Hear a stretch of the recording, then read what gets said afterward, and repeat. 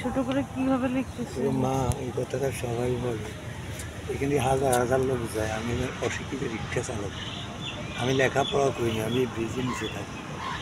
আমি 2 টাকা দিয়ে পাই একটা কাগজ আনি, আমি একটা ওয়ার্ডও কাটি না, দেখছেন একটা শব্দ। কিন্তু এখান থেকে হাজার হাজার লোক যায়, আমার অবস্থার দিকে থাকেন। একটা লোককে আল্লাহ রাব্বুল আলামিন, আমরা মুসলমান হিন্দু বড় ভীষণ, সবচেয়ে বড় কথা আমরা আল্লাহ সৃষ্টি মানুষ, কিন্তু আমাদের মধ্যে মানবতা নাই, আমাদের মধ্যে হৃদয় নেই। আমি লেখাপড়াও করিনি, অথচ আমি লিখি। আমি একটা ওয়ার্ড কাটি কিনা আপনি হাতে দেখেন না, অনেক সুন্দর। আপনারা। আমি অশিক্ষিতের মূল্য দেন না, রব্বুল আলামিন দিবে, আল্লাহর কাছে দায়ী থাকবেন আপনারা। কারণ আপনারা খান, আমি কি খাই? আমি 7 দিনে করা ভাত চোখে দেখি না। আপনাদের উচিত আমাদের মতন রাস্তায় যারা পড়ে থাকি তাদেরকে মানবিক হেল্প করা। অথচ আমি 7 দিনে কি ভাত খেয়েছি আপনার কাছে মনে হয়?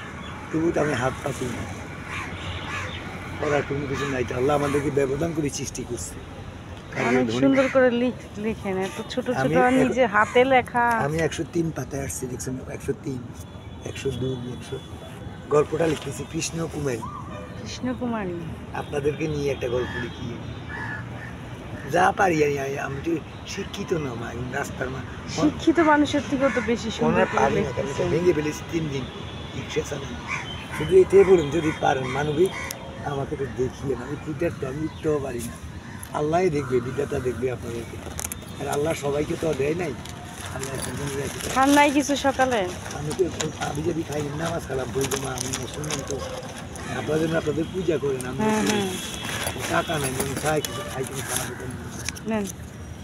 কিন্তু আল্লাহ আপনাকে মানবিক বানিয়েছে। আপনাদের মধ্যে যথেষ্ট নিয়ম আছে, ধর্ম আছে।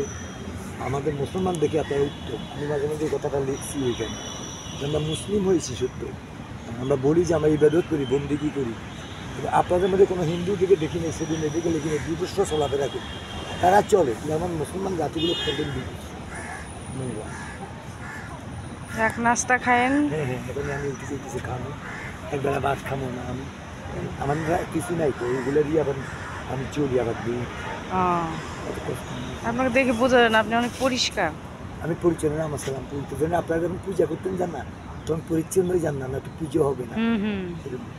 সেটাই কৃষ্ণকুমারী আপনাদের একটা হ্যাঁ হিন্দু নারী, এটা যে আপনারা লেখাপড়া করছেন, এটা কপোতকনক কবিতার মাইকেল মধুসূদন দত্তের লেখা কাব্য। হ্যাঁ, এটা একটা কাব্য।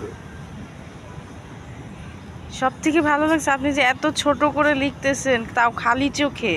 জিমা দোয়া করিয়েন, যেন আপনাদেরকে আমি দোয়া করি, আপনারা যেন স্বামী স্ত্রীর সংসার নিয়ে সুখে থাকেন।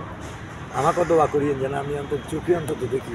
না, অনেক আপনি চোখে একদম, এই খালি চোখে আমি তো দেখতেছি না লেখা, আপনি যে লিখতেছেন এত ছোট ছোট করে, এই যে এত ছোট ছোট লেখা। হ্যাঁ, হাতে লিখতেছে। আমি তো প্রথম মনে করছি টাইপ, কিন্তু না। দেখি দেখেন স্যার, আপনারা তো আমাদের মতন গরিবকে দেখেন না। এই মামনি কোথা থেকে আল্লাহ পাঠাইছে ওনাকে জানি না। আমি সবসময় এই লোকটা এখানে লেখে, অত কাউকে বলো না, লজ্জা শোনা। এক একজন মনের থেকে এটা বুঝছেন না মামনি, ওইটা যে আল্লাহ বলেন, ভগবান। অনেক মানুষ খাইতে পারে না, অথচ না খেয়ে থাকে, কিন্তু অনেকে বিবেচ্য নোংরা। হয়তো আমি দেখেন আসি না, আজকে আসি, আমাকে হয়তো আল্লাহ ভগবান পাঠাইছে। প্রায় দেখি এখানে কত আমাদের কত কোটি কোটি টাকা মালিক স্যার।